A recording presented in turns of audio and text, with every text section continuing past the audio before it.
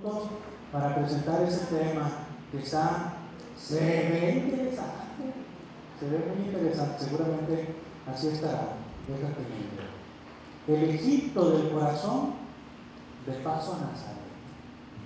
Yo le decía a Ricky, yo no le entiendo al título. Me dice, qué bueno, porque de eso va a tratar, yo lo voy a explicar.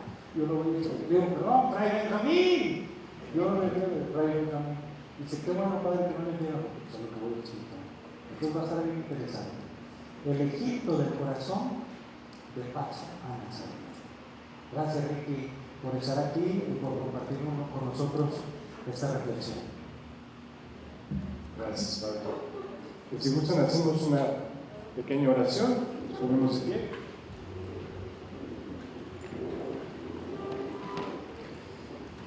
En el nombre del Padre, y del Hijo, y del Espíritu Santo. Amén.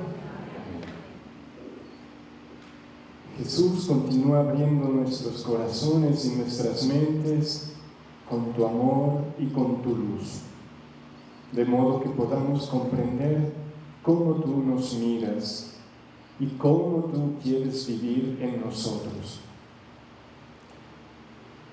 Gloria al Padre, y al Hijo, y al Espíritu Santo. Amén. Pueden sentarse.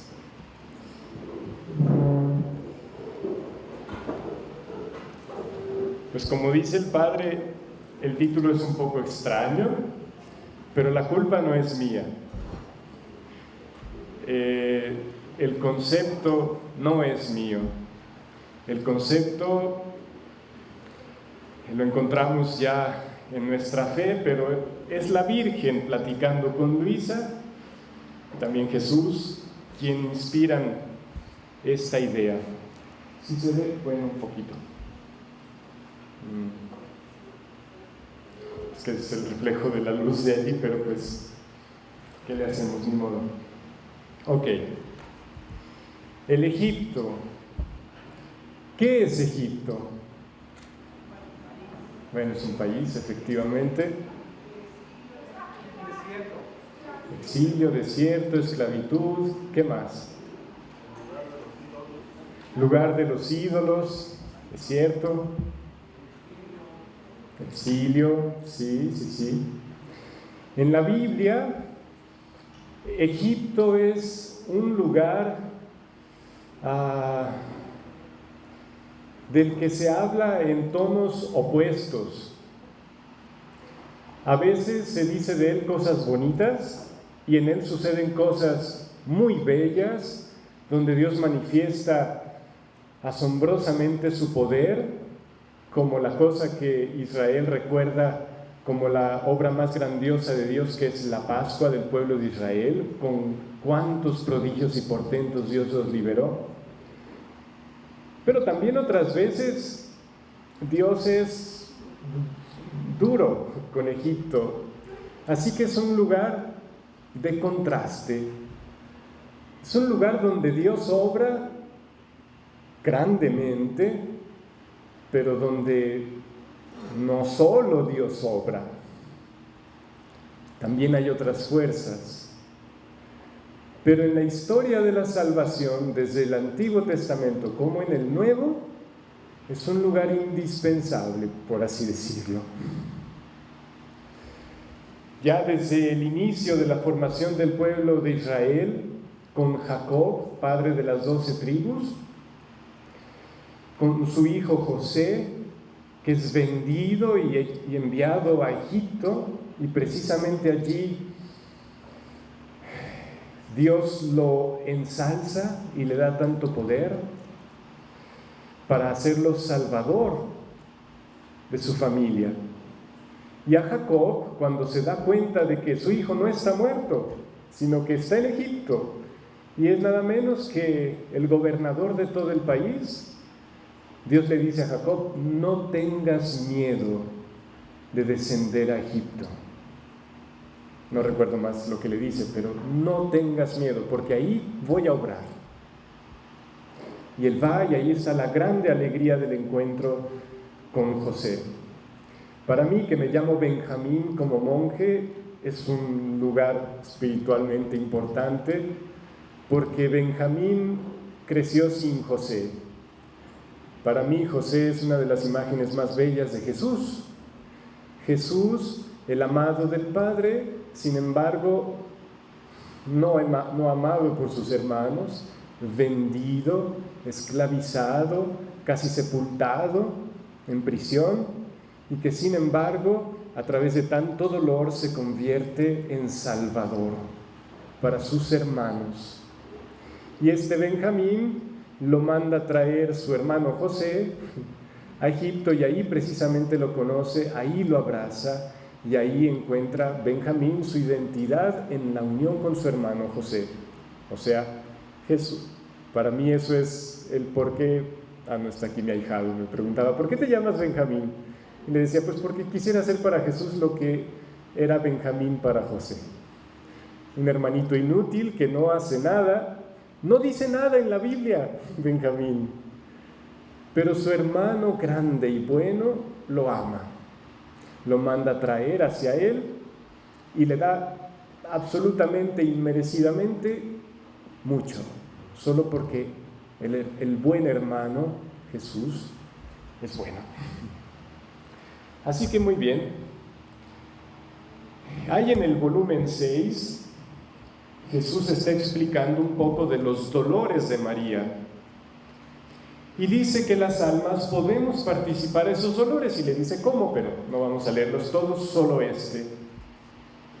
Dice, quien actualmente se encuentra en los sufrimientos y está resignado y está más estrechado conmigo, no me ofende, y como si me salvara de las manos de Herodes, y sano y salvo, me custodia en el Egipto de su corazón. Solo que aquí me falta algo. Acá estaba. Quería empezar con el Evangelio, pero lo puse al revés. En el Evangelio de San Mateo encontramos que cuando los reyes magos no regresan a Herodes, recuerdan que en cuanto Herodes supo que ya existía el rey, o sea, al que le correspondía el dominio, se asusta y dice, mi reino está por llegar a su fin.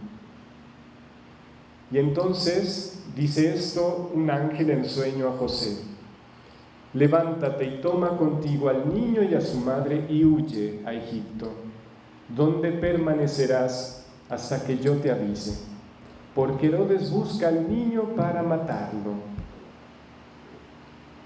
Y la Virgen le explicará a Luisa que Herodes, sí, era un personaje, pero en nuestra vida espiritual, Herodes simboliza nuestra voluntad. Nuestra voluntad que quiere reinar al puesto del verdadero rey, que quiere mandar y que quiere tener todo para sí. Y cuando Dios propone un reino donde el rey es la pequeñez amorosa de un Dios, nuestra voluntad se asusta y dice, no, mi reino no lo pierdo. Y voy a hacer todo lo que sea necesario, pero yo quiero hacer como yo quiero. Así que la Virgen le dice a Luisa, la voluntad humana da muerte a la vida de mi pequeño Jesús en cada corazón.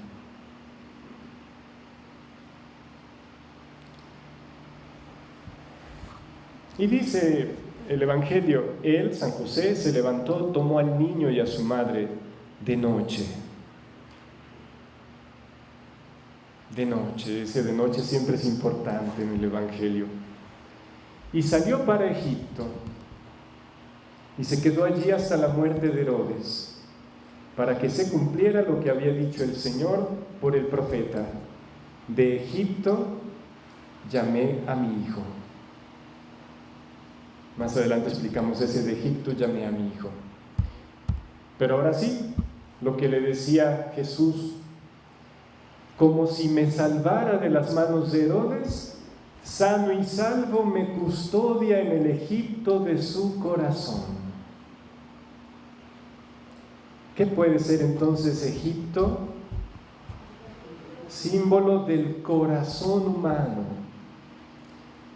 donde Jesús puede habitar y puede crecer, pero donde también puede haber ídolos. Y la Virgen lo explica aquí. Está un poco chiquito, pero se los leo. Dice la Virgen en el libro de la Reina: ahora Egipto simboliza la voluntad humana. También tierra llena de ídolos. Y por donde pasaba el niño Jesús, echaba por tierra estos ídolos y los metía en el infierno. ¿Cuántos ídolos posee el querer humano? Ídolos de vanagloria. ¿Alguien tiene de esos? Ay, yo los encuentro todos los días dentro de mí. De estima propia. ¿Saben cuál es la estima propia? No es lo mismo que el sano amor a sí mismo. En el libro de Cielo, Jesús habla en algunos lugares de que hay un justo amor a sí mismo, que es amar en nosotros lo que Dios ama. Si Dios ama en mí a su criatura porque Él me hizo, yo debo amar aquello que Él ama. Pero el amor propio, propio, ¿saben en griego cómo se dice propio? Idion, que es la raíz de idiota.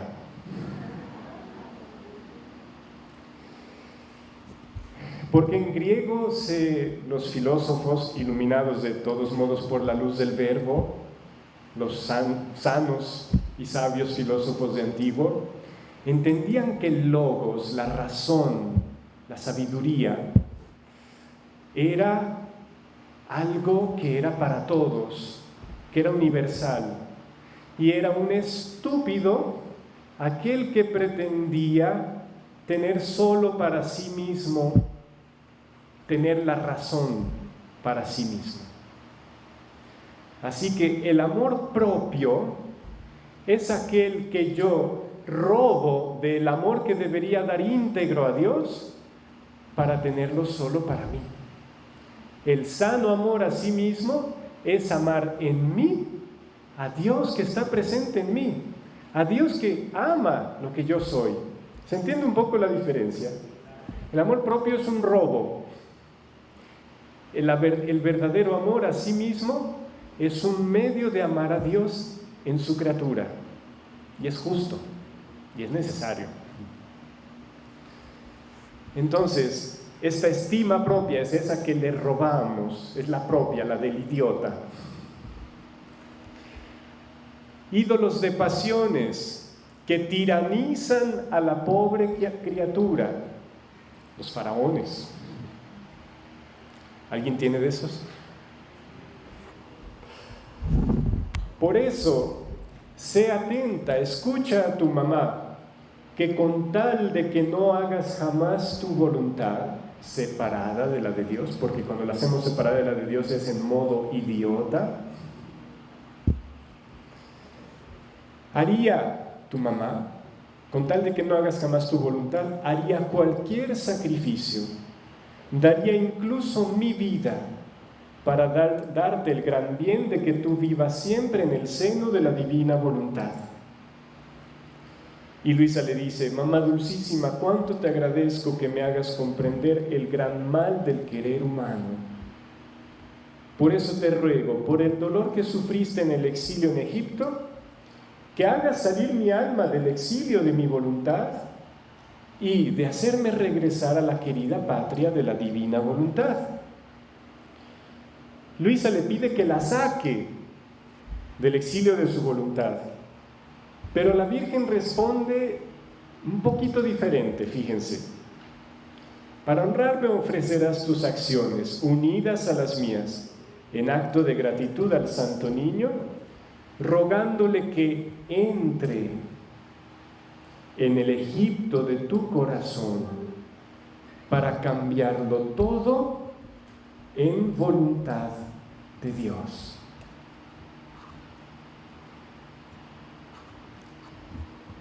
Pero el que hace este milagro no es el Jesús adulto, es el Jesús niño.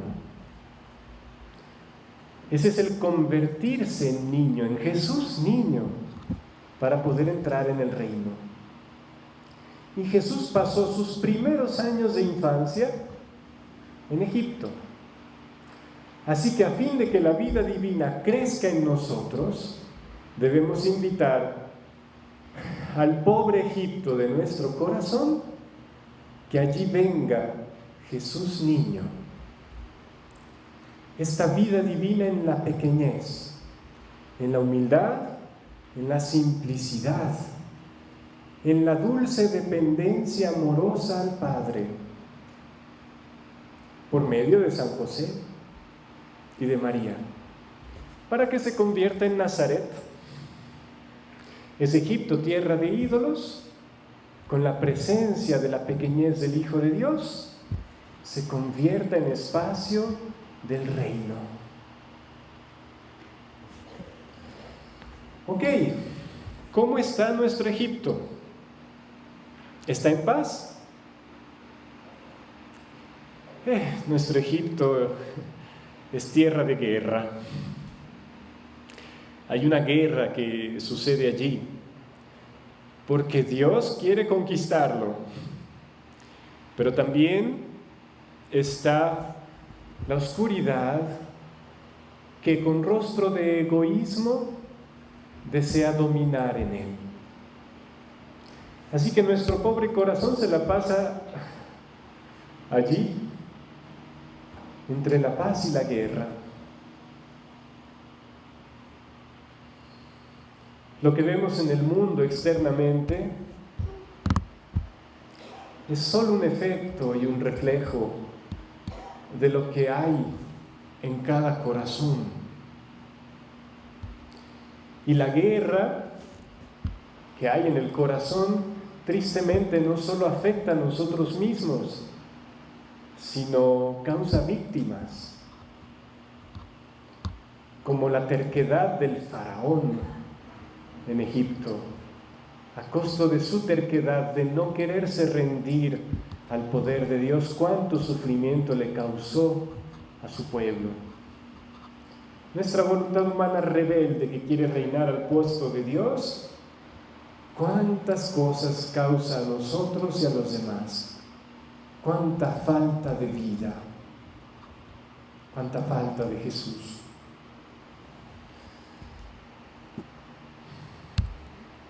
¿Por qué hacemos guerra?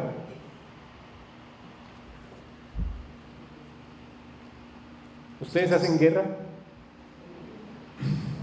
Gracias por su sinceridad. ¿Cómo sucede la guerra? Perdón, dije ese perché en italiano, pero es por qué.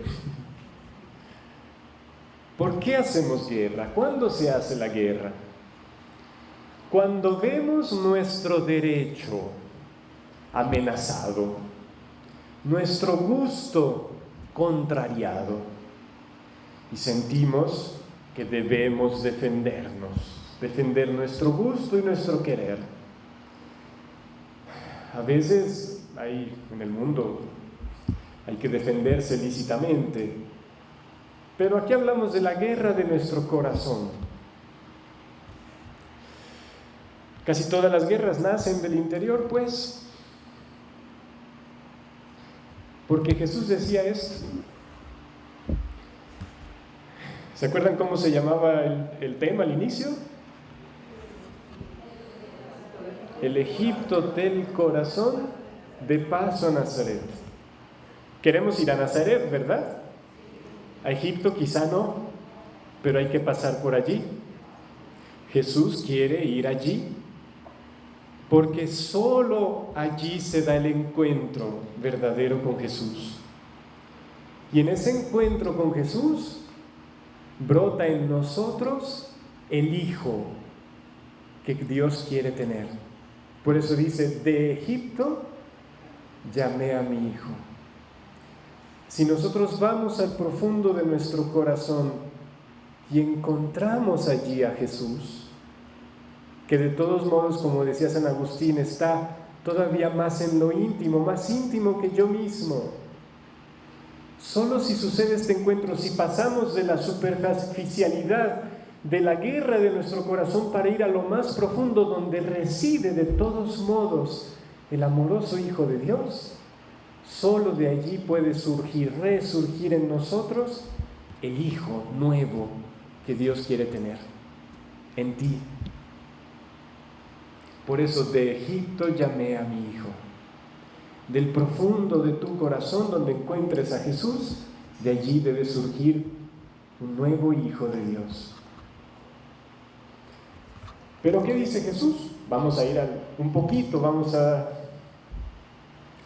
iba a decir, a turistear un poquito por nuestro corazón, pero no va a ser tan agradable. El hombre bueno, del buen tesoro del corazón, saca lo bueno. Y el malo, porque quiere ser malo con su voluntad, del tesoro malo, saca lo malo. Porque de lo que está lleno el corazón, habla su boca, rebosan sus acciones, sus decisiones, su querer. ¿Quién ha puesto ese tesoro del corazón? ¿Quién ha puesto esas cosas allí?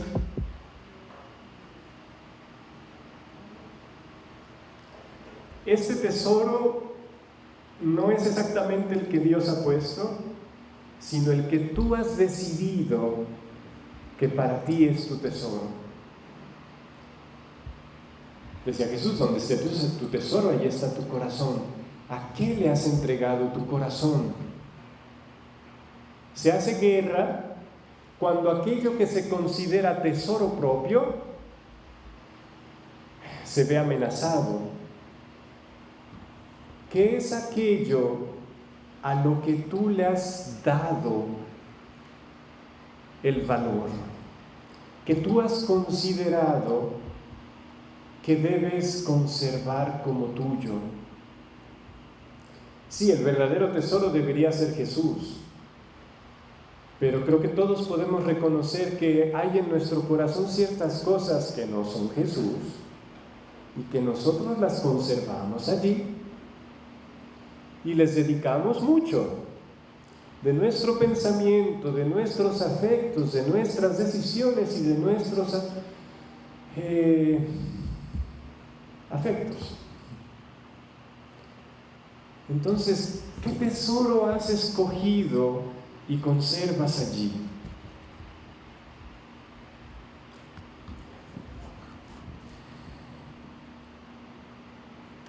Porque hay una cierta parte del corazón donde Dios no entra sin permiso. Es allí donde está mi tesoro, el mío, que puede ser bueno o no bueno, y del cual brotan mis acciones. También dice Jesús, porque de dentro del corazón de los hombres salen las intenciones malas, también las buenas, pero en este caso habla de las malas: fornicaciones, robos, asesinatos, adulterios, avaricias, maldades, fraude, libertinaje, envidia, injuria, insolencia, insensatez. Todas estas cosas malas salen de dentro y contaminan el hombre.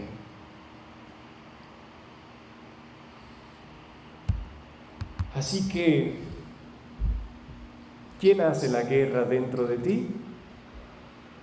Mi voluntad, bueno, la tuya. Porque tiene algo que quiere defender y que no es necesariamente Jesús. ¿Qué es? ¿Qué hay ahí que aún no le has dado a Jesús? ¿Qué cosas hay allí entilichando, quitándole lugar en el altar del corazón al único verdadero Dios? ¿Cuál Dios adoras en tu corazón? Adorar significa hablar a. O sea, tu pensamiento, ¿hacia dónde se dirige todo el tiempo? ¿Qué ocupa tu mente habitualmente?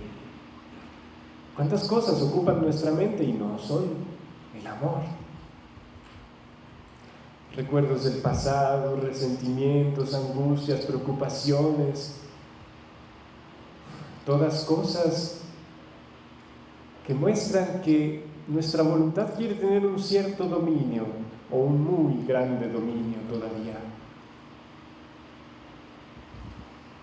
La Virgen le dice a Luisa: hija mía, ¿qué guerra se incuba en el mundo moral? ¿Cuál es el mundo moral?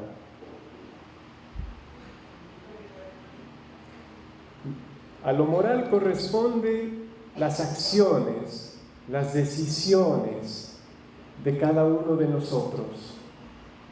Allí en ese mundo de nuestras acciones y decisiones, de nuestra moralidad, no solo del pecado, sino simplemente allí donde el corazón decide, donde la conciencia está.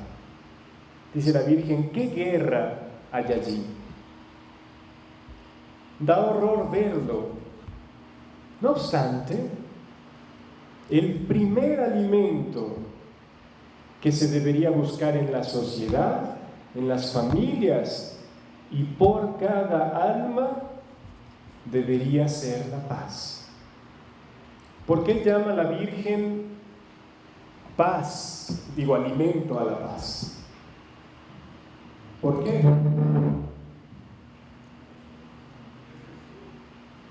¿Qué es alimento? ¿Qué consideramos alimento?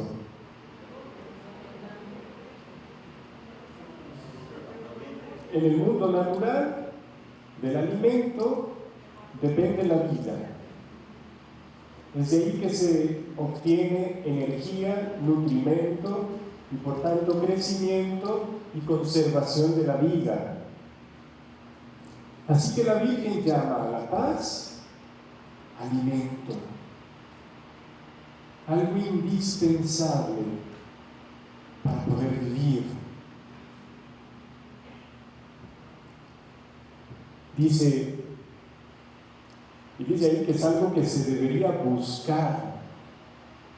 Hay un salmo que veremos más adelante, bueno, ahí está, que dice esto: busca la paz, persíguela. O sea, se requiere que la voluntad quiera la paz. Persíguela. Se requiere la intención de conservarla. Pero para conservarla hay que dejar de defender lo que no vale la pena defender. Hay que deponer nuestra espada. Y eso se convierte en cruz, como nos decía Giovanni. Deponer la propia espada, renunciar al propio orgullo, implica crucificar el ego. Así que buscar la paz, en cierto modo, es dejar que nuestra voluntad en su rebeldía sea crucificada. Pero completemos lo que dice la Virgen. Todos los demás alimentos se vuelven insalubres sin ella, aunque sean las mismas virtudes: la caridad, el arrepentimiento. Sin la paz no llevan ni salud ni verdadera santidad. ¿No les ha pasado a veces que cuando tenemos la desgracia de ofender a Jesús, con tal de sentir que nos arrepentimos de verdad, nos turbamos tanto, nos flagelamos? Ese remordimiento no es querido por Dios. Él quiere arrepentimiento, no remordimiento. El remordimiento es mi propio orgullo que está enojado consigo mismo porque no hizo como yo quería estar a la altura de hacer y no se perdona.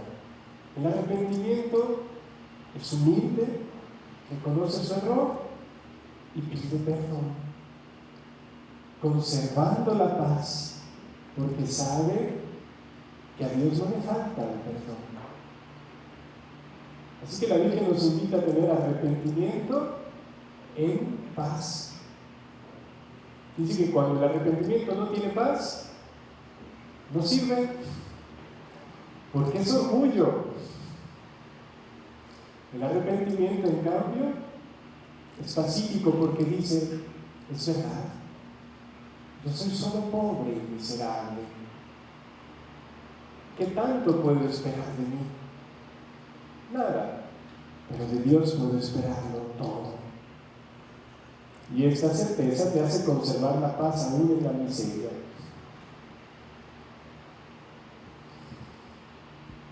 Sin embargo, dice, en el mundo de hoy se ha descartado este alimento de la paz, tan necesario, tan saludable, y no se quiere más que turbulencia y guerras. Hija mía, ora, ora, dirígete a Dios.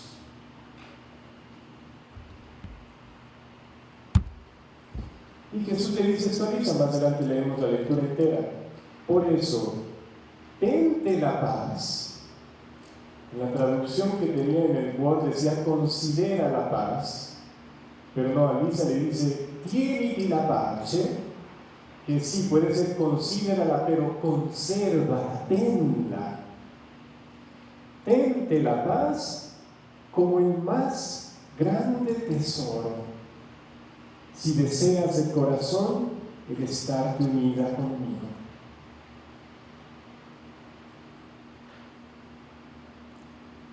Así que podríamos y deberíamos hacer un intercambio de tesoro. El tesoro que hay en nosotros, eso que nosotros hemos considerado tesoro, tenga o no valor, pero que de algún modo nuestro consciente y nuestro subconsciente lo considera valioso, tanto que le dedica pensamientos, acciones, deseos, afectos. Ese nuestro tesoro es el que deberíamos vender para obtener el único verdadero tesoro, que de todos modos está en el corazón escondido, y es la paz. Dice Jesús, un día que Luisa se pregunta, ¿pero Jesús dormía? Y Jesús le dice, sí, poco, y más para las criaturas que para mí, para bien de ellas.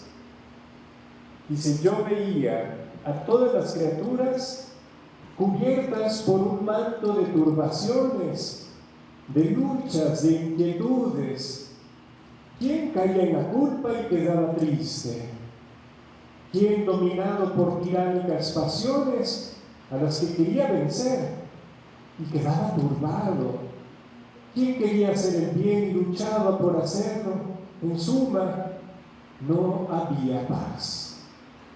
Porque si Jesús dijo, conserva la paz como el más grande tesoro, ¿pero qué es la paz? Solemos pensar que la paz es Dalai, todo calmo y tranquilo, nadie me disturbe. Eso no es la paz. Aquí Jesús nos dice, ¿qué es la paz? La sustancia de la paz. Porque la verdadera paz se posee cuando la voluntad de la criatura regresa a la voluntad de su Creador. ¿Por qué nos falta paz? Porque nuestra voluntad no está en el seno amoroso de la voluntad del Padre. Y piensa nuestra voluntad que ella debe reinar, que ella debe defenderse, en vez de abandonarse a Dios. Es a Dios que debemos abandonarnos, y a quien legítimamente lo representa.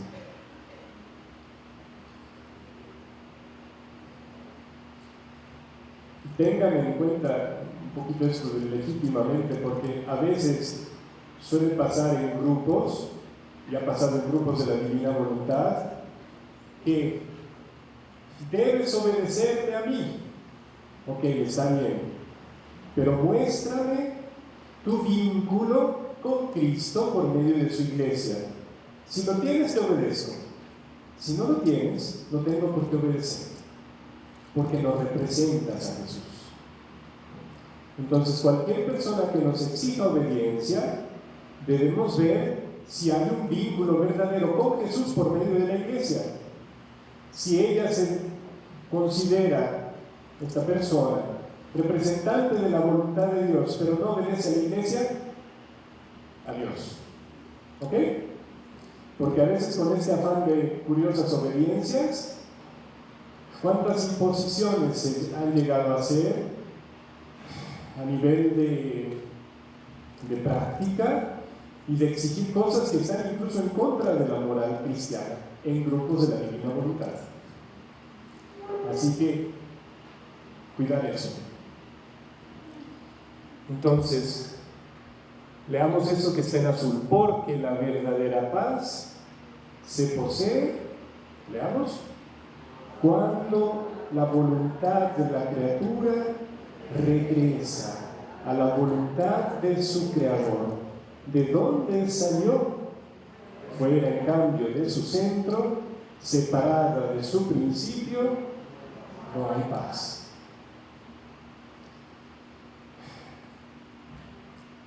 Entonces, ¿dónde está nuestra voluntad?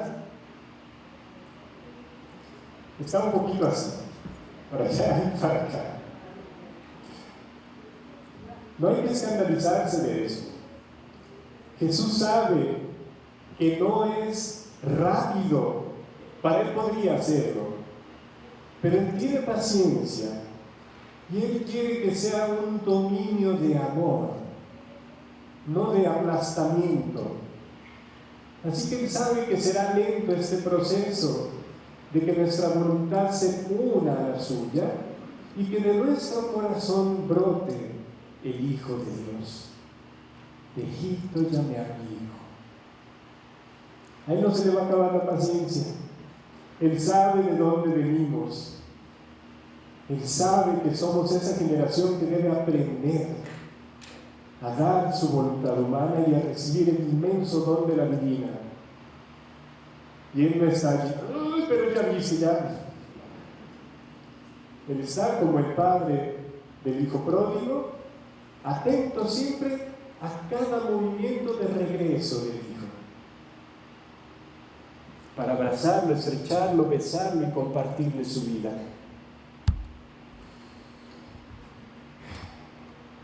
¿Qué dice ahí? Pero ¿qué decía antes Jesús que era la verdadera paz? La unión de la voluntad humana con la divina. Jesús es en persona la unión de la voluntad humana con la divina, y por eso Él es la paz. Uniéndote a Él con toda tu pobreza, dejando que este Jesús niño entre en lo más profundo del Egipto de tu corazón, allí donde están tus ídolos. No creas que tú los vas a sacar tú solito. Debes dejar que la dulzura, la pequeñez, la simplicidad, la humildad del Hijo de Dios entre, y será Él quien destruya a sus ídolos. Déjalo entrar. Para eso es la oración, dejarlo entrar en el Egipto de nuestro corazón, sin esconder nuestros ídolos detrás de las cortinas. En algún lugar de nuestra diócesis, los indígenas en el tiempo de la conquista, construyendo iglesias católicas, algunos de ellos tuvieron una idea curiosa. Hacían imágenes religiosas, pero dentro de ellas ponían sus ídolos. Nosotros hacemos eso casi todos los días. Hacemos nuestras prácticas religiosas, incluso leemos el libro del cielo, pero muy seguido lo que estamos alimentando es nuestro ego, nuestro orgullo, y la manifestación clara de eso es nuestra falta de paz. No hay que asustarse de eso, aunque merece susto, pero Jesús no se asusta de ello. Él no tiene miedo a ir a Egipto. Él va pequeño, dulce y amoroso, con la compañía de José y María para transformar nuestro Egipto en la familia de Nazaret.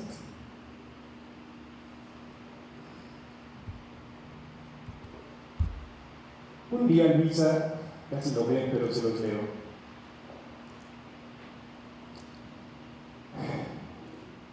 Dice, veía una persona que dudaba. En italiano dice una persona dubiosa. O sea, una persona que como cualidad suya siempre duda. O sea, no es una persona que está dudando en un particular momento, sino una persona que casi ya por naturaleza siempre permanece en la duda, que es lo opuesto de la fe. Entonces, Luisa veía una persona así y decía, ¿por qué será que por cada mínima cosa se siente tanta turbación? Eso decía esa alma, lo que está en rojo.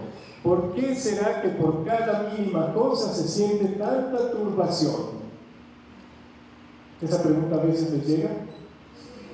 Muy bien. A lo mejor la persona que veía a Luisa era uno de nosotros.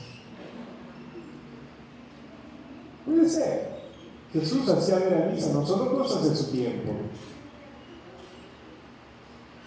Dice Luisa, y yo por una luz que venía del bendito Jesús he dicho, o sea, no es idea de Luisa sino de Jesús. Y dice, para no sentir turbaciones, el alma debe profundizarse bien en Dios. Ahorita leemos completa esa lectura, paso a otra, de la cual hice una mini síntesis, o sea, quité muchos pedazos. Ojalá ustedes puedan buscarla. Es del 15 de marzo de 1908. Dice, los peces, cuando advierten la tempestad, para estar más seguros, se van a refugiar donde las aguas son más profundas. En nuestro monasterio hace días tenemos un pocito que usamos, o sea, le pusimos como un plástico y ahí Samuel puso pescados. Samuel ese que está allá atrás,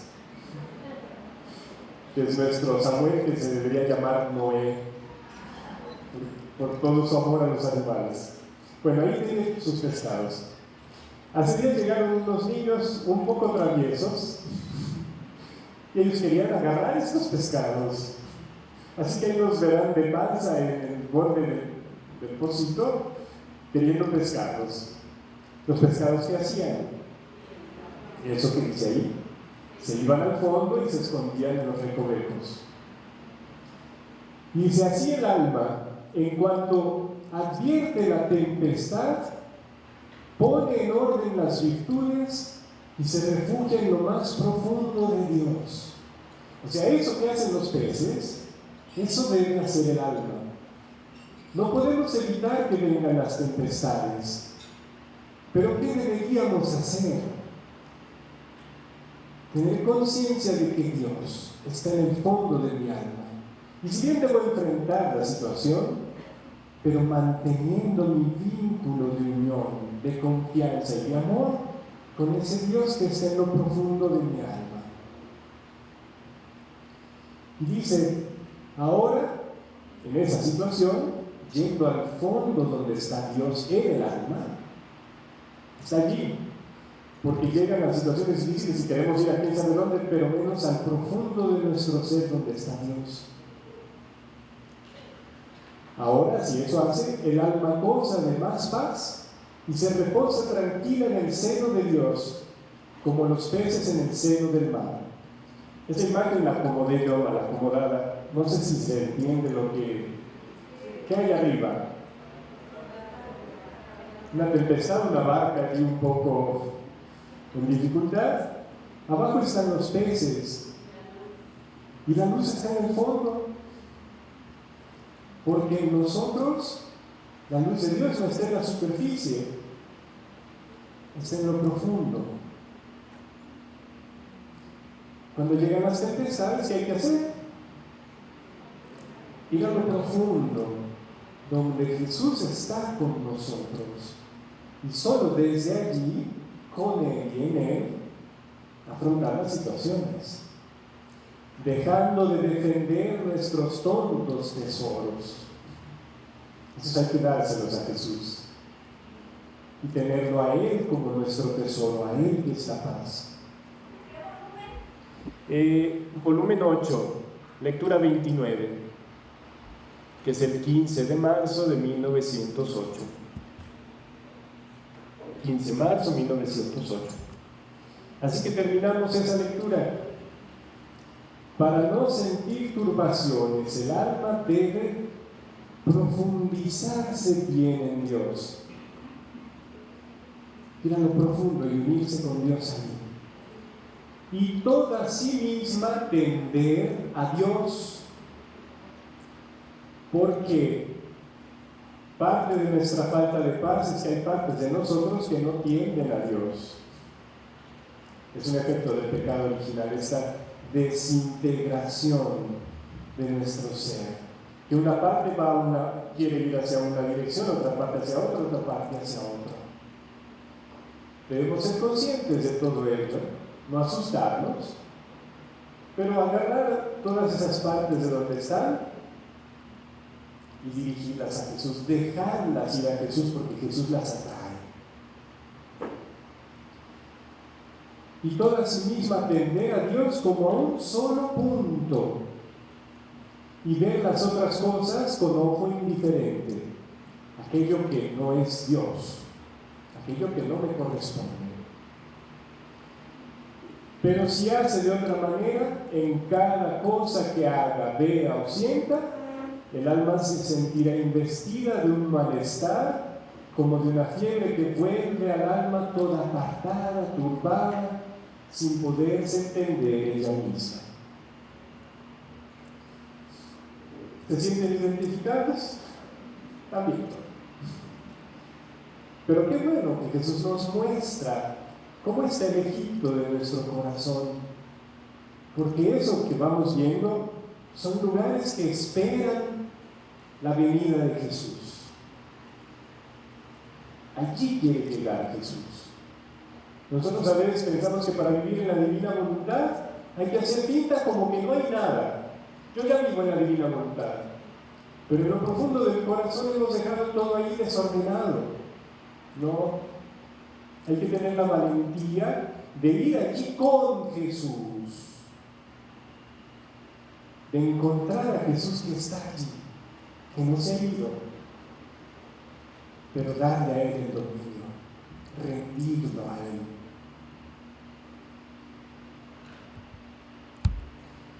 Dice el profeta Isaías, hablando del pueblo justo, del pueblo que le da a Dios lo que es de Dios. Su ánimo es firme y conserva la paz, porque en ti confía, no en sí mismo, no en su fuerza, sino en ti, Dios que la amas. Confiad en Yahvé por siempre jamás, porque en Yahvé tenéis una roca eterna. ¿Qué es una roca eterna?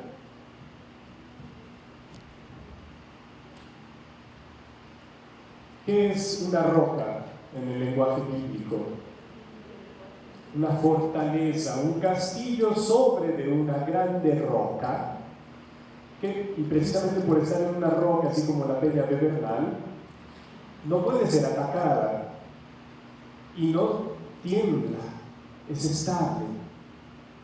Esa defensa, ese lugar seguro, ese refugio es Dios.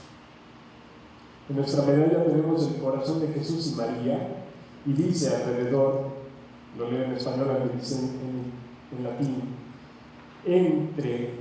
allí entre el corazón de Jesús y María, allí donde se unen, allí nuestro refugio y nuestra paz. Porque nosotros accedemos a Dios solo a través del corazón humano de Jesús. Y accedemos a Jesús por María.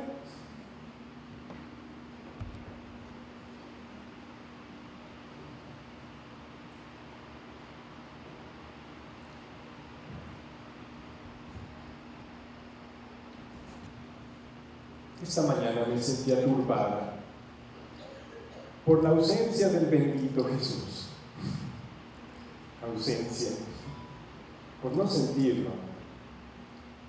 Después de haber esperado mucho, en cuanto lo he visto, me ha dicho: hija mía, cuando un río está expuesto a los rayos del sol, viendo dentro de él, se ve el mismo sol que está en el cielo. Pero esto sucede cuando el río está calmado, sin que ningún viento perturbe las aguas. Pero si las aguas están turbadas, a pesar de que el río está todo expuesto al sol, nada se ve, todo es confusión. Así el alma, cuando está expuesta a los rayos del sol divino, ¿cuándo estamos expuestos a los rayos del sol divino? En realidad siempre, pero a veces usamos el paraguas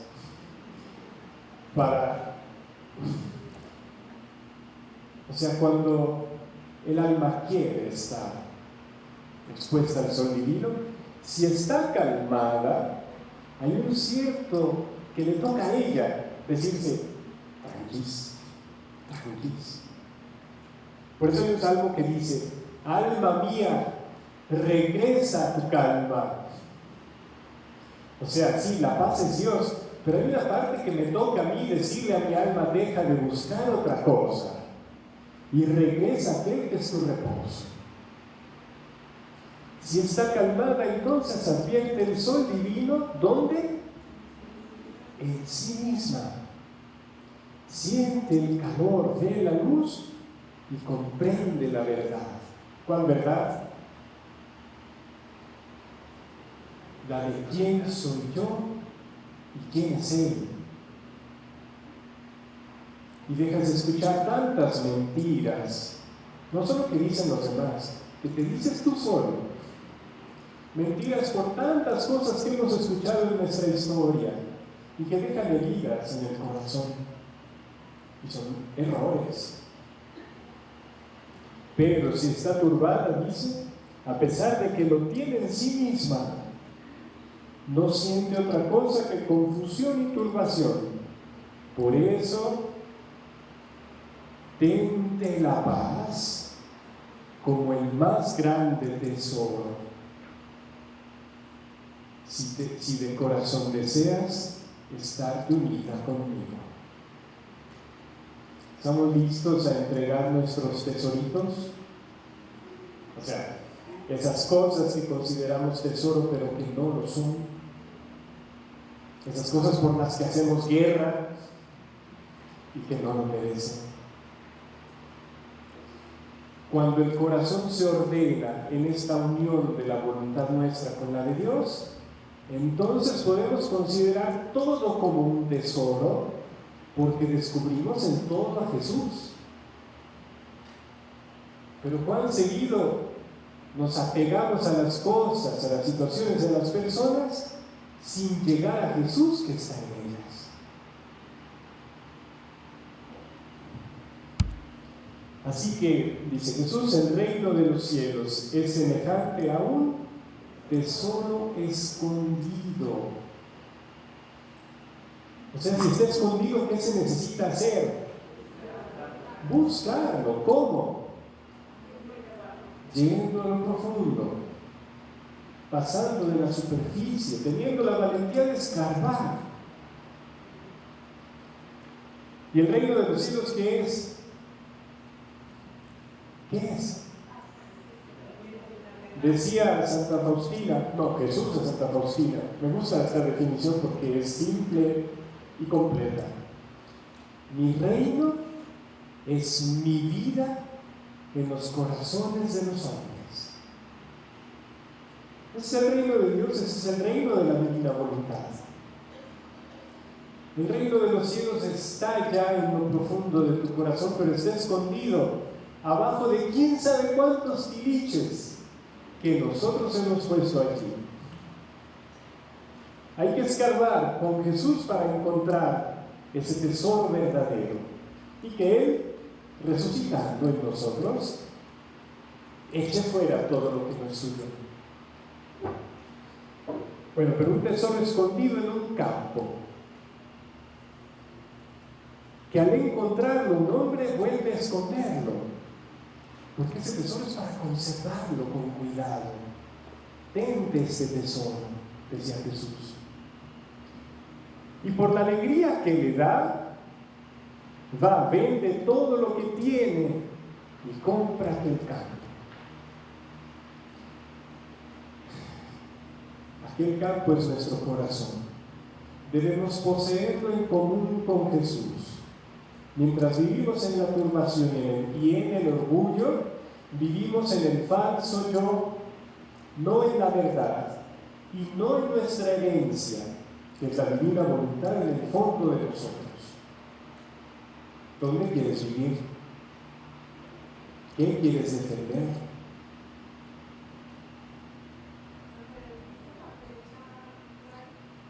Esto es el Evangelio, Mateo 13:44. La fecha, disculpe, no la sé.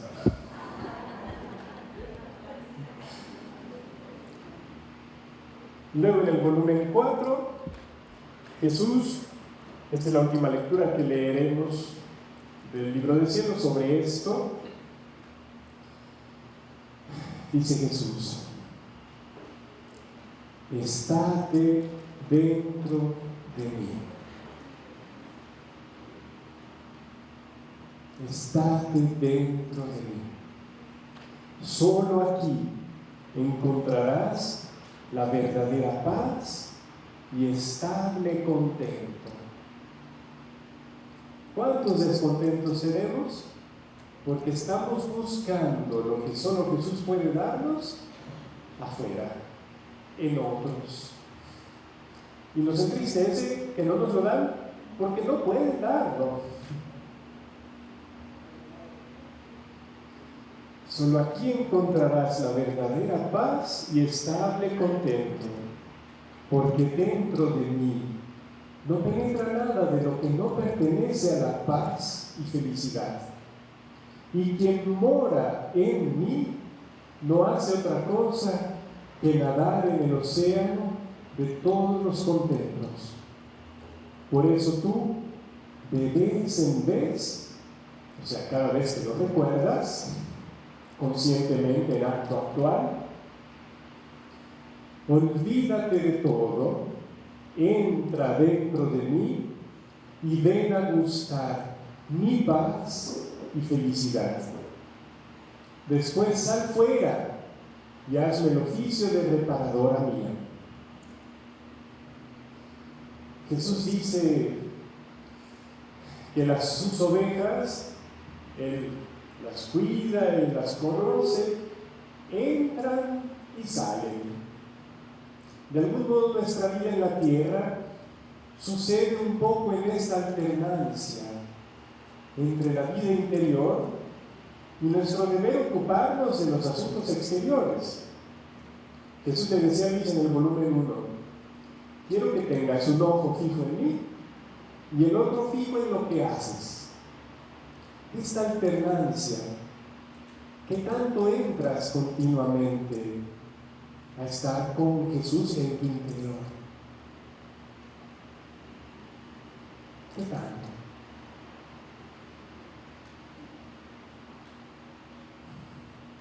Ese olvídate de todo no significa, ay, por fin ya tengo que dejar el marido para poderme dedicar a Dios. No, olvídate de tus ídolos, destruye tus ídolos, porque nos hacemos de los demás ídolos. Jesús en algún lugar le dice a Luisa: ámame a mí y a los demás destrúyelos. Lo estoy diciendo mal, no lo estoy diciendo exactamente como es, pero sí dice destrúyelos. Pero obviamente no es un ve y destruye a la persona, sino destruye el ídolo, la falsa imagen que tú te hiciste de ellas dentro de ti. Y a esa falsa imagen de ellos, tú le dedicas quién sabe cuánto porque quieres que te den. Es ese ídolo de los demás que te hace que tienes dentro de ti el que debes destruir, no a la persona. A la persona hay que amarla con el amor de Jesús, porque hay que amar a Jesús en ella.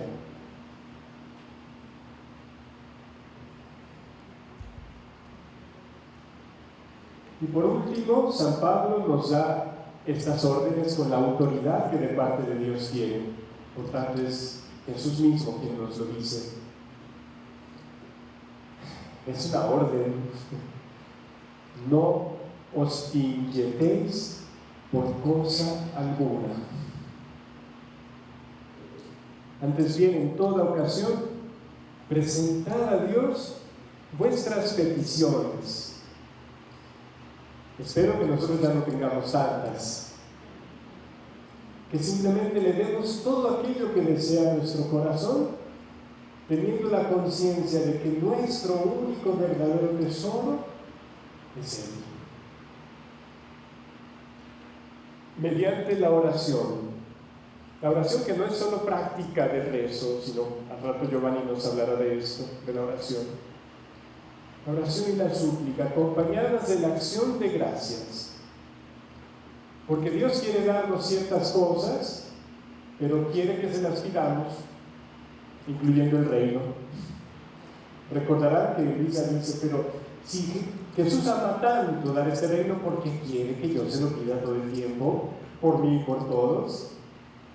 Y Jesús le da muchas razones que no tenemos tiempo, pero una de ellas muy importante del por qué Dios pide oración, para darnos aquello que Él mismo quiere darnos, porque solo así hacemos espacio en nosotros para recibir lo que nos quiere dar. Y el objetivo de la oración, decía no me acuerdo quién, no es convencer a Dios de que haga lo que yo quiero, sino convencerme a mí de hacer lo que Dios quiere, en el diálogo con Él, en el diálogo amoroso con Él. Dice, y entonces la paz de Dios, o sea, una paz que es divina, que supera todo conocimiento, que no es fruto de saber tanto, custodiará vuestros corazones. Esta paz que Jesús que entra, que transforma nuestro Egipto y luego lo cuida nuestro corazón convirtiéndolo en un Nazaret. Custodiará vuestros corazones y vuestros pensamientos, ¿dónde? En Cristo Jesús. La paz de Dios custodiará nuestros corazones y nuestros pensamientos, teniéndolos, dejándolos en Cristo Jesús.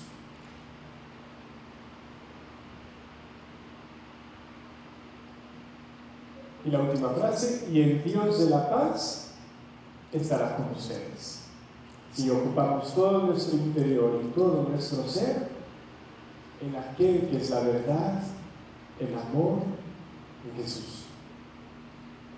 El Dios de la paz estará con ustedes, será en ustedes, vivirá en ustedes, reinará en ustedes. ¿Ok? Very good.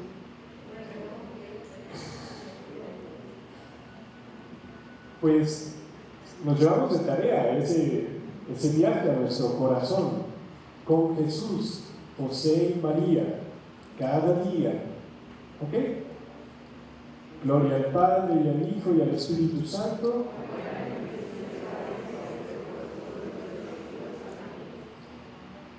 Creo que tenemos un descansito, ¿no? 20 minutos. 20 minutos.